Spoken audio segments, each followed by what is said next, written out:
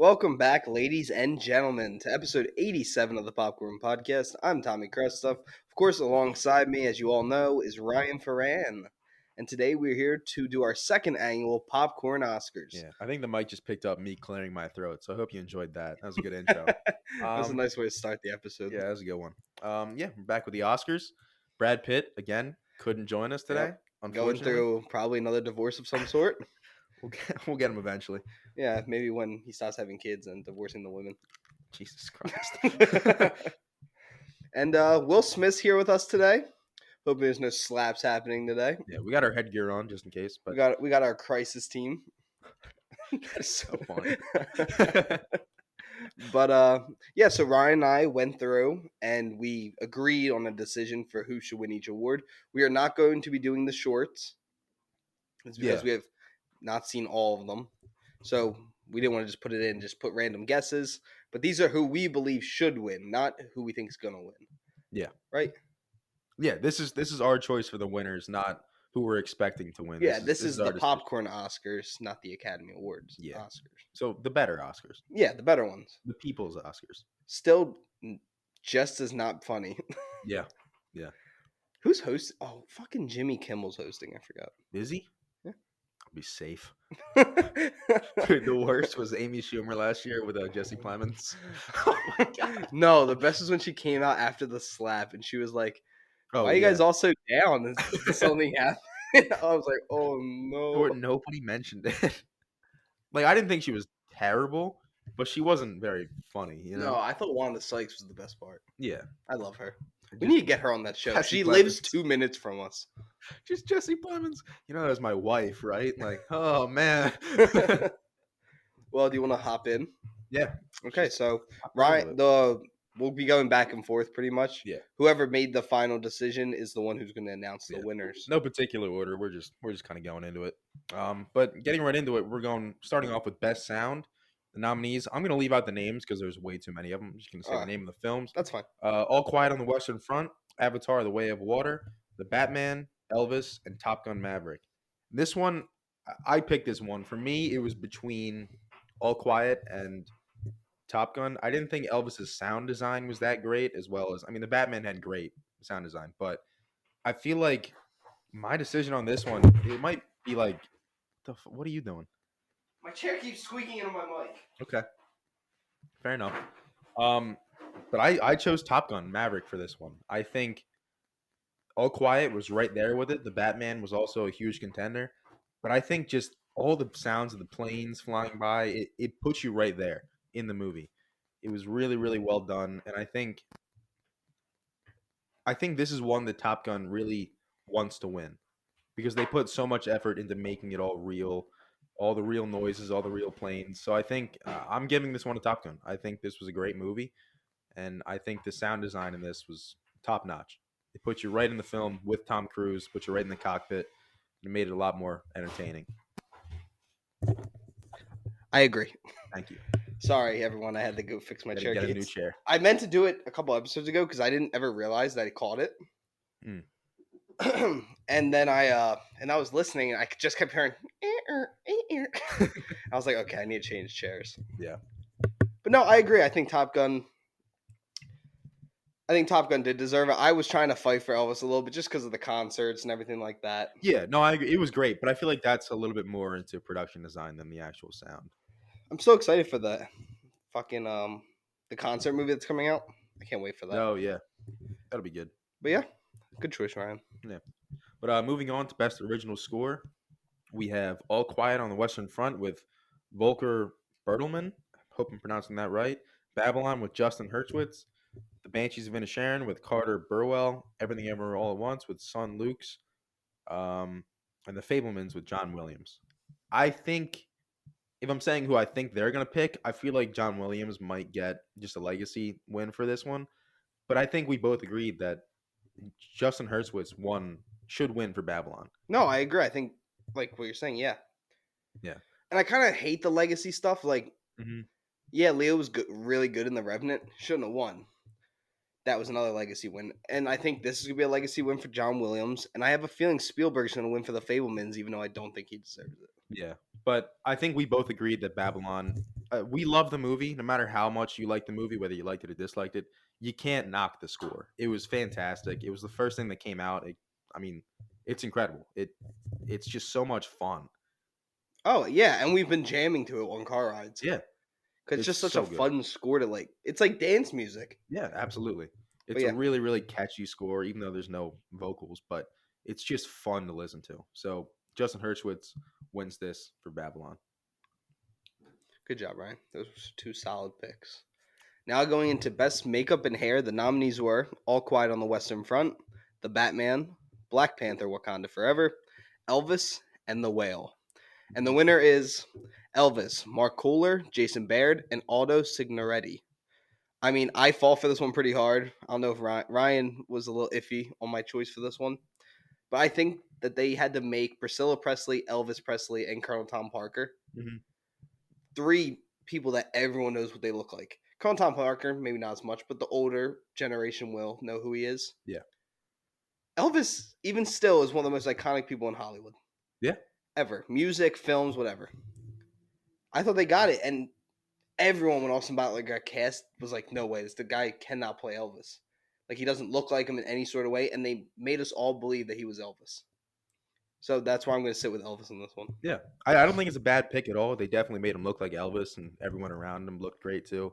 I think I leaned a little bit more towards All Quiet on the Western Front, just of all the blood and mud and all the injuries you saw in that movie. It was really, really well done. All the happy stuff. Yeah, all the fun times you got to see.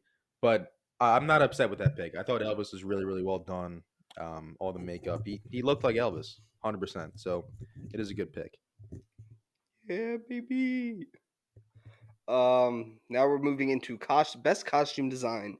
The nominees were Babylon, Black Panther: Wakanda Forever, Elvis, Everything Everywhere All at Once, and Miss Harris Goes to Paris. Again, I went with Elvis on this one. I think it was very close behind Everything Everywhere. I think it was just above Everything Everywhere All at Once because there's 107 costume changes in that movie. Yeah. And it's insane. Babylon's up there. Black Panther's even up there. Yeah, I like Sherry's suit a lot. Yeah, but And Namor too. I just think Elvis's outfit choices and like getting down his look is such an important part of that movie because if you don't get his wardrobe right, you're not going to get the character right. Yeah. Because again, you need to make people believe this is Elvis. You're watching the real guy do this. Yeah, and they got it down. Yeah, they got down Elvis really well. I think Black Panther was really great. All the what were Namor's people called again? I forget the name of them, but they were all really good. All the blue. Don't even ask me. I'm not. All the costumes for them was really, really good, and the Wakandans, we've seen it multiple times, but it's always great. Everything Everywhere All at Once was also great with Jobu Tupaki. Is that the name, right? The villain, the daughter. Oh, Jobo. Yeah, she was. I mean, she had so many costume changes. They were all great and very creative. But yeah, like you were saying, Elvis, you just had to really nail down the real guy, and they did a great job. So it's another good pick. Oh, it goes back to me. I thought it was you. Yeah. So here we have one of my favorite categories out of the Oscars. Me and my family do the quiz Ryan knows every year. And animated feature film was always one of my favorites because animation can be just as good as live action. Mm-hmm. The nominees were Guillermo del Toro's Pinocchio by Guillermo del Toro. God damn it.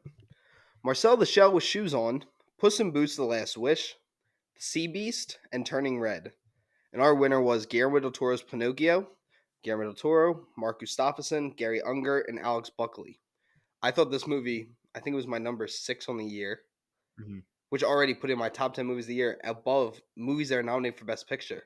Yeah. I think this movie's great, and it was just above Puss in Boots. Yeah. Puss in Boots was great, but I feel like the whole stop motion stuff, that's straight up Del Toro's lane. So he did a fantastic job with it. Sorry if I sound weird or I keep like sniffling and stuff. I have a little bit of a head cold going right now. I think you gave it to me too. I'm sorry. That's all right. I'll get through it. I'm tough. And then we have to go away on Saturday. I better be healthy by then. I know.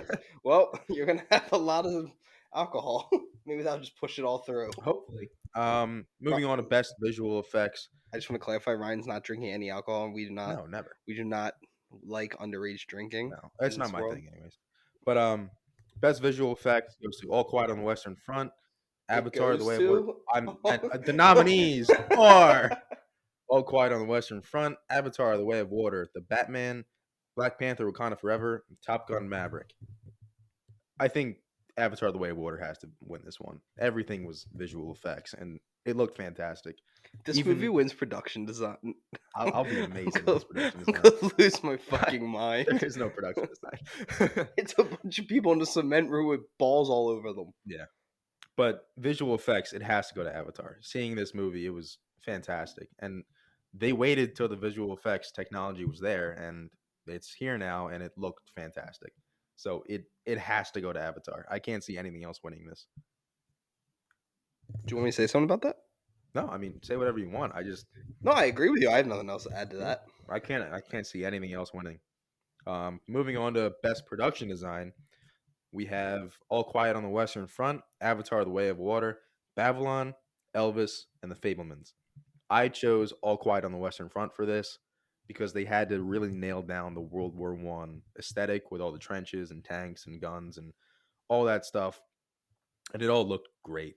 There's not one like mistake. I've seen history people say it's very very good, um, and it looked great. It made you like it put you in their shoes a little bit. It helped the movie out a lot having it that dead on and that I mean, frankly, disgusting. Like it looked terrible, which is good for the movie. Um, I can also see Babylon getting it, you know, win for this because the production design is very good. There's no CGI in that movie, apparently.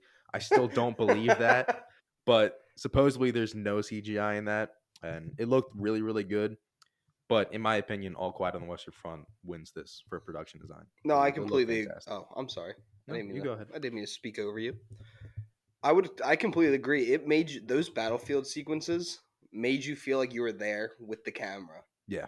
Like it was so immersive and it was incredible the Mhm. way that they had the mortars going off and Yeah. like having that all set up and having the tanks roll in, the gas, the smoke, Hmm. the rumbling, everything like that. It made it feel so realistic, Yeah. and I think that's why it should win. Hmm. We're doing great, I think. Thank you. Now, how many do you think before we get into the next one? What percent of these do you think we're getting right? At least 5. I think we'll be lucky if we get 5. We're moving into best original song. We have Applause from Tell It Like a Woman, Hold My Hand from Top Gun Maverick, Lift Me Up from Black Panther, Wakanda Forever, Not To Not To from RRR, which is releasing back in theaters on March 3rd for everyone who hasn't seen it yet. I might go see that. It's really good. Yeah. And then This Is a Life from Everything Everywhere All at Once. And our winner was Hold My Hand from Top Gun Maverick, music and lyrics by Lady Gaga and Blood Pop. Hmm. I adore this song. I adore the movie. I thought Lady Gaga was the perfect choice, and I feel bad because your fucking band you love sings "Can't Help Falling in Love" with the Oh, ukulele. 21 Pilots? Yeah, 21 Pilots was originally making the song. Really? Tom Cruise came into the room and said, "I'm sorry, we're going somewhere else," and left. And then Lady Gaga had released the song like a day later. I can't imagine the song with 21 Pilots. Yeah, That like would be especially now knowing "Hold My Hand," it fit perfectly to the end of the movie. And I just yeah. think Lady Gaga has an incredible voice. I thought the lyrics were great, and I listen to this song pretty often. Would it be them making the song or just Tyler Joseph singing it? I Because don't he know. has a great voice, but I can't imagine the 21 It's a Pilots whole different song, so song. I maybe they'll release it one day. I don't know. That'd be very, very interesting. It would be very interesting. Moving on for best international feature film, we have All Quiet on the Western Front from Germany, Argentina 1985 from who would have guessed Argentina, Close from Belgium, EO from Poland, and The Quiet Girl from Ireland. And I think it's pretty easy. All Quiet on the Western Front takes this one. Complete agreement from me. Yeah, there's not really much to say on that, but I think Argentina 1985, if somehow All Quiet doesn't win, Mhm. Yeah, I mean they're, come on they're now. really good movies.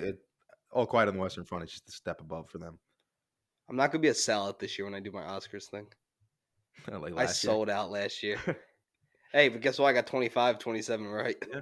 I was honest last year. I got like 9 right. So I changed all mine last minute. You're like, you fucking sellout. my pop-up text me. He's like, "Hey, can you help me out with an Oscars list?" Sure. I gave him all my picks. For best film editing, we have Banshees of Inisherin, Elvis, Everything Everywhere All at Once, Tar, and Top Gun Maverick.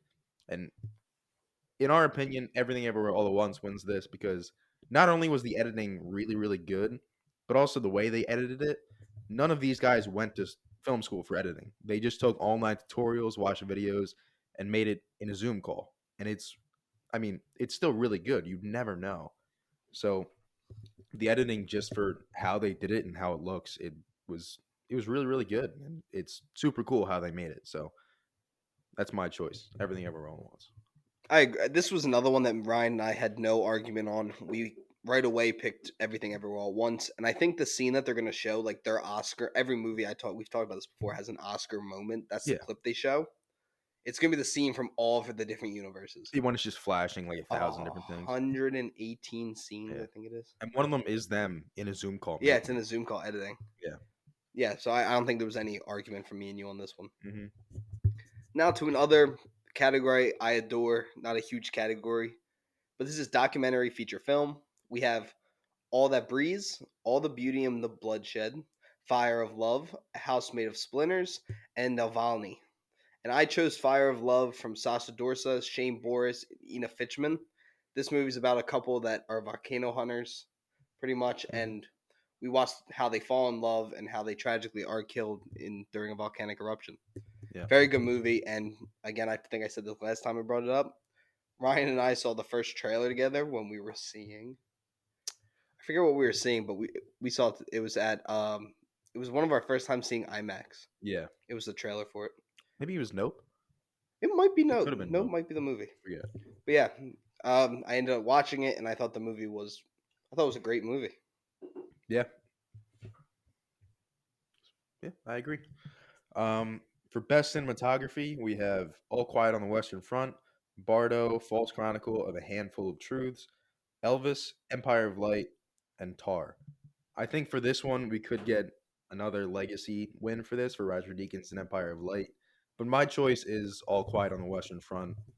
James Friend did a really, really good job capturing, the battles in this movie, making it seem so realistic. It was really, really well done. And all the little character moments where the camera stays on one character, you can see them really like how it's affecting them in that moment. All those little moments were really, really well done. And I don't think anything really compares to it on this list. See, I don't agree with that. Really? I don't think every All Quiet's gonna win. I think Bardo's gonna win. You think? Bardo's cinematography, I did not like the movie. Mhm. I didn't think it was that good. But other people, it's either you love it or hate it. It has some of the best cinematography I've ever seen. Yeah. But I still think All Quiet to me is my favorite cinematography, Mm-hmm. especially with the smoke. Like the battlefield cinematography was amazing. Yeah. And they did a lot of one take, like long takes, and I really enjoyed it. Yeah. But I would not be surprised if Bardo steals this one. Mm-hmm. Darius Condi, I think his name is. Yeah. I mean, I can see it happening, but just that scene with the tanks rolling in through the smoke. Fear. Dude, Fear. it's insane. Yeah. Is it my turn? Yeah. Oh, it is. Screenplay. Sorry about that, everyone. I was sending a text to someone. Best original screenplay, we have The Banshees of Inisherin, written by Martin McDonagh. Everything Everywhere All at Once, written by Daniel Kwan and Daniel Scheinert. The Fablemans, written by Steven Spielberg and Tony Kushner. Tar, written by Todd Field.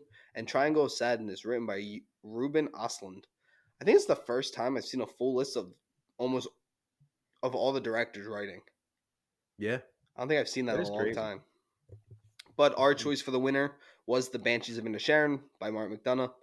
I didn't love this movie. I thought it was a good movie, but there was nothing else to keep you entertained. All they had was dialogue, and I think it was so well written to keep you wanting to watch this because it's not the most entertaining movie in the world. It's a very slow burn movie. No, it is. I really liked it, but Yeah, I can you see where loved you're it. coming. Yeah, and they had to keep you entertained, and I think the writing and dialogue is the best part of that. Mhm. So that's why I think Martin McDonagh takes this one. Yeah, I agree. I think the writing was the best part of it. I really, really liked the movie, but I can see where you're coming from with it being very, very slow, and it's all about the dialogue and the characters. So it was very well written. Moving on to adapted screenplay, we have All Quiet on the Western Front, Glass Onion, A Knives Out Mystery, Living, Top Gun Maverick, and Women Talking. And again, I've been loving this movie on this list, but All Quiet on the Western Front for me is going to take it again because the book is really good. I haven't read it, but I've heard it's very good. And this is the third time they've made this movie, and they switched it up enough to where it's not just a total shot for shot remake of the original movies, but it's still very, very good. And the way they're able to capture the same, feelings and stuff from the other movies, and I'm assuming from the book as well, it's really, really well done. How they're able to keep that while changing certain scenes around. But yeah, adapted screenplay for me goes to All Quiet on the Western Front. Great movie. It's sad that I don't think it has a shot of winning Best Picture. Yeah. Because I'll get to my joke when we get to Best Picture. We have Best Supporting Actress. We had Angela Bassett for Black Panther: Wakanda Forever, Hun Chow from The Whale, Kerry Condon from The Banshees of Inisherin, Jamie Lee Curtis from Everything Everywhere All at Once, and Stephanie Hugh. I'm sorry, I'm mispronouncing your name. She was also in Everything Everywhere All at Once. And our winner was Angela Bassett for Black Panther: Wakanda Forever. I think she was the best Marvel performance we've ever gotten. And I think it's the best supporting actress performance of the year. I think she was phenomenal. The throne room scene is one of my favorite Marvel scenes already ever, and I'm excited. I'm excited for more superhero actors to get nominations. Yeah. No, I agree. I think Angela Bassett is the winner for this. I think Stephanie Sue. I think it's Sue. So She was really, really great. A lot of emotion in that movie, but I think Angela Bassett, especially for a superhero movie, I really hope she takes this home and we get a lot more great performances in superhero movies. Because this is the agreed. first. Is this the first First acting nom for nomination. Marvel?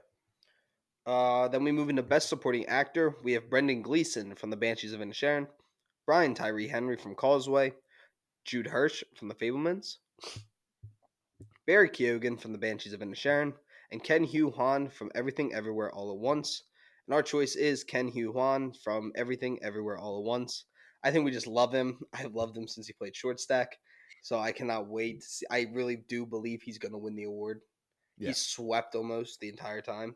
So I would be in real shock if he doesn't come away with the award on Oscar night. Yeah. It would be awesome if he won. I want him to win so It'd be bad. so nice.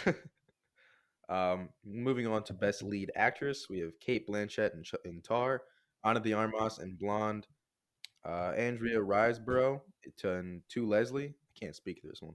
Michelle Williams in The Fablemans, and Michelle Yeoh in Everything Everywhere All at Once. And we both agreed Michelle Yeoh is going to take this one home from Everything Everywhere All at Once. She did a fantastic job, not only in the physical fighting, but also playing a mother and a Chinese immigrant. It was really, really well done. She was able to capture all that, all those feelings and all those troubles that she's going through, and seeing her character develop throughout the movie, where in the beginning she's just doesn't really care about her family, and seeing that evolve into her loving everyone, her husband and her daughter, even her father. It was really, really well done, and that's all from the writing as well, but mostly Michelle Yeoh playing that character. Agreed. I love Michelle Yeoh, so I'm fighting for her to win.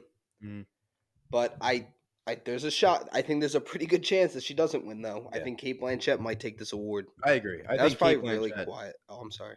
No, I think Kate Blanchett has a really good chance of winning this, but I'm picking Michelle Yeoh. Can you imagine if Ana de Armas wins for Blonde? I'll turn it off. I'll- I'm sure she was great, but no, she didn't wasn't. play Marilyn Monroe. Yeah, she played herself dressed as Marilyn Monroe. Yeah. Nothing against you, Anna. If you ever want to come on our show, we would love to have you. She's a great actress, but she didn't really try. Like she didn't. I think she tried. I think her accent was just too hard to break. Yeah. And then we move into Best Lead Actor. We have Paul Mescal for After Sun, Bill Nighy for Living, Austin Butler for Elvis, Colin Farrell for The Banshees of Inisherin, and Brendan Fraser for The Whale. Our winner, it came down to a very tough decision. Decision? Yeah. Austin Butler for Elvis. I think it's an incredible feat for him to be able to pull off the king and to do his own dancing, do his own singing, getting the voice down, all these different things. I think it just puts him a step above Paul Mescal and Brendan Fraser, who are my next two options. Mm-hmm. I haven't seen Living yet, so I'm sorry, Bill Nighy, but he has not won an award yet, so I'm going to continue assuming he's not going to win. Yeah. And I think Colin Farrell has a shot. but I think it's going to come down to Austin Butler and Brendan Fraser. I agree. And I hope Austin Butler wins, but again, Legacy Award. Mm-hmm. Brendan Fraser's been in Hollywood for years. This was like his comeback. And I mean, he was amazing. He was right below Austin Butler for me. Yeah, I agree. I think it's between Fraser and Butler, but I think we're in agreement. Austin Butler was fantastic as Elvis. I think he does deserve this win. Moving on to Best Director, we have Martin McDonagh from Banshees of Inisherin, the Daniels from Everything Everywhere All at Once, Steven Spielberg from The Fabelmans, Todd Field from Tar, and Ruben Östlund from Triangle of Sadness. And Woo! Triangle of Sadness. I Longest fucking love it. fucking movie of my life. It was such a well-made movie that I just didn't want to watch. How did it not get nominated for Best Cinematography? I have no idea. I It thought that looks was great. like where it stood out. Yeah. Yeah, but Fuck you, our pick for Oscars. this is the Daniels from Everything Everywhere All at Once. I think, again, Legacy Award, Spielberg could very easily take this, but the Daniels did a fantastic job writing.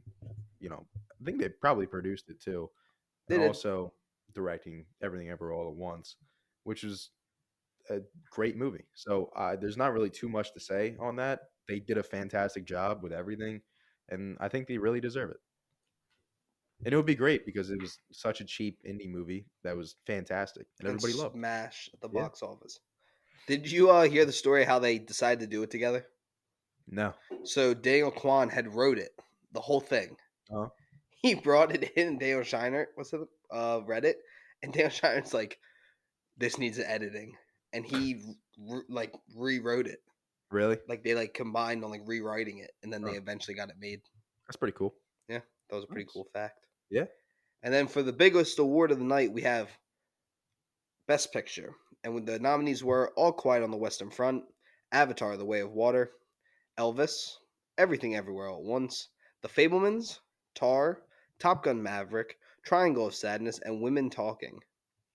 And our winner for Best Picture of whatever annual Oscars this is, and the second annual Popcorn Oscars, the winner is Everything Everywhere All at Once, the Daniels, Jonathan Wang, and other producers. It doesn't tell me who they are. Yeah.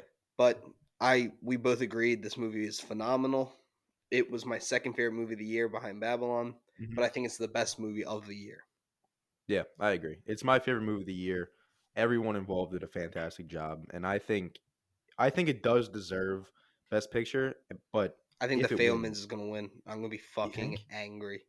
that would be very interesting. But I think it deserves the win, and I think if it does win, it is going to be a really, really good thing for film in general. Yeah. Because it is such an indie movie and such a creative movie that they really just took a huge swing at, and it worked. So if it wins this award, it'll be huge. Yeah, I think the Oscars are going to screw over the Daniels. Mm-hmm. I don't know why. I have a feeling what I want to have, I want them to win almost every award that they were nominated for. Yeah. But I have a weird feeling that they're not. They're going to get swept. Yeah, I can see it happening. It's again, I said this last year. I'm probably going to say it every time we do the Popcorn Oscars. Fuck the Academy. I do not like you guys. I think you're a horrible organization, except for the part that you brought Robert Pattinson into the Academy. Love that. But besides that, I really hope they don't get fucked over. I think this year's Oscars are very important. We have a lot of great films, I think. I think 2022, yeah, was a great year for film and the theaters and everything like that. Yeah. So, I'm hoping the Oscars are good. I'm not a fan of Jimmy Kimmel, but I'm still going to watch it. Yeah. I like Jimmy Fallon more. He seems like a nicer guy. Mhm. But yeah, hopefully the Oscars don't fuck me over and make me hate my life while I'm watching it. So let's go the Daniels. We wish everyone the best of luck who's nominated, Yeah. Absolutely. except for you, James Cameron. You're too rich to win an Oscar. But yeah. Definitely. Yeah. No, I think that's pretty much it. Also, want to say we did this in half an hour, and the Oscars are going to be like 3 or 4 hours long. Exactly. See how fast we didn't do speeches. That's true, and we also cut 2 of the things, but still. You want to do an over under on how long the Oscars are going to be? Yeah, we'll just say 3 hours. I'll take the over on that. You bitch. I guess I'll run the under. I'll be happy if if I get that right. Yeah. Now, do you want to do? I don't have fan questions for this episode. I didn't put Sure. out thing. My bad. But do you want to do suggestions of the week? I actually thought about this. Yeah. Holy shit. I thought it because you mentioned it during the Raiders podcast, and I looked it up thinking we were going to do one there, and then you didn't do it. So I'm going to still stick with what I was going to do We there. didn't do suggestion of the week? No. Oh, You shit. mentioned it too, so I was ready. Yeah, I knew. Because you And we didn't didn't do remember it, and I brought it up. And we Yeah. never did. Wow, I forgot. You forgot. I'm going to go Outer Banks. You're a fucking bitch. You haven't even I had watched this ready it. before it came You didn't out. watch it. I know, but I was going to say it's coming out soon, so you should go ahead But and you haven't watch watched it. I don't care. I'm You sticking can't with my suggest answer. something you haven't seen. I don't give a fuck. I finished it today. Did you? I think I was going to watch it in South Carolina. I'll watch it again. Yeah. I watched it before you when we did last. So watched. Yeah, that's true. I watched it last time. Yeah. And I think season 1's better than season 2, in my opinion. No, I agree. I've heard season 3 is very good. 1 is better than 2. 1's first half is better than 3's first half. Mm-hmm. The final 3.5 episodes of 3 are the best the show's been. Yeah. I think it took a more mature angle on everything. I'm super excited for season 4, which for those who didn't know, it got renewed. It got renewed before it even debuted. Yeah. And I'm so fucking excited for the next adventure. It tells you before the season ends. Gotcha. But I highly recommend everyone check it out too. Yeah. But I mean, Outer Banks rakes. I gotta fucking viewers, figure out what so. I'm gonna do now. You're a dick. I'm going to recommend. You know what? I'm gonna recommend The Sandlot.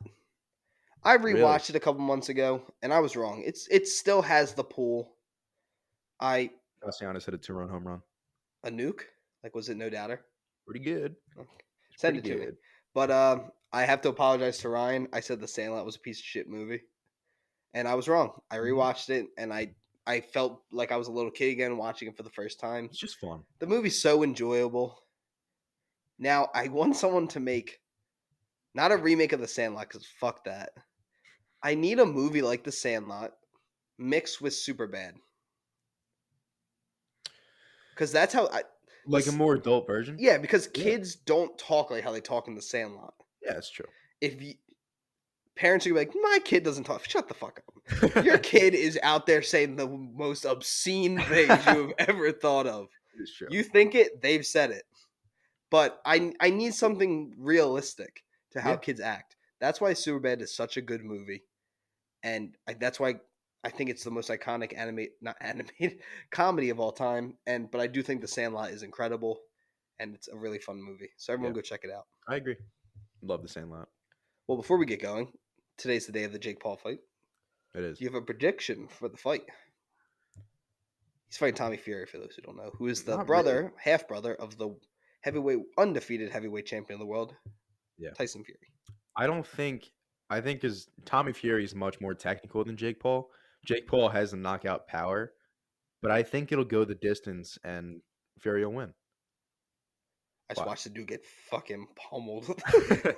I think it's going to go the distance and split decision. Tommy wins. Yeah. See, I think if Jake Paul can hit him with a fucking right to the dome, it's over. But I think if it's not over in 4, Tommy wins. Yeah. I think Jake needs a knockout early. Yep. Tommy's never went the distance either in his pro career. Mm-hmm. However, Tommy is a much more technical fighter, as you were saying. And I don't mean like Tommy Fury doesn't have knockout power. He absolutely does. But I think Jake Paul can take a punch pretty good. So I can't see him. And we've seen what happens when Jake can land his right. Yeah. He's done it 4 times now with knockouts. So I think there's a real chance that he can win this fight. I'm very excited to see what happens, though. Yeah. Let us know on Instagram what you guys think about the fight. I'll probably put up a poll or something later. And our TikTok's doing well. We posted. Has over 1,400 views. Awesome. Doing pretty well. But make sure to... Yeah, actually don't try. Go fucking watch our videos. We make some great goddamn content. I don't care what anyone says. We make some funny ass shit. I think we're a very good podcast, and I'm done just being like, oh, go check us out. No, watch the fucking videos. We're on YouTube. We're on Spotify, Apple Music, Google Podcasts, anywhere else you can find podcasts. Aggressive. We're also on TikTok, motherfuckers, so go follow us there. Jesus. I'm just going all in on the end of this episode. That's incredible. Thank you guys for tuning into this episode. We had an absolute blast doing this together. We are actually, so our editor's going on vacation, so this is the last episode you guys will get from us. Ever. We're quitting. Yeah, after this episode, because I'm probably going to get canceled for cursing at a bunch of people. But This is the last episode you guys will get, and I'm gonna assume until it might be like March 12th. You guys get another episode. It's gonna be a little. Actually, no, I have an idea. Ryan and I will do a single mic recording. We'll do we're gonna do. Fuck.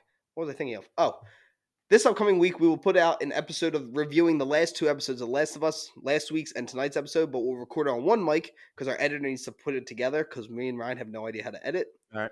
But we will make sure you get one more episode before we go on vacation, which is Saturday to Saturday, and then the Oscars. Cool. Anything you want to add? Cocaine Bear was great. Oh, yeah, Cocaine Bear. That was a really fun movie. Go like, as a movie, it's like a 6 or 7. But as a fun time, it's a 9 or 10.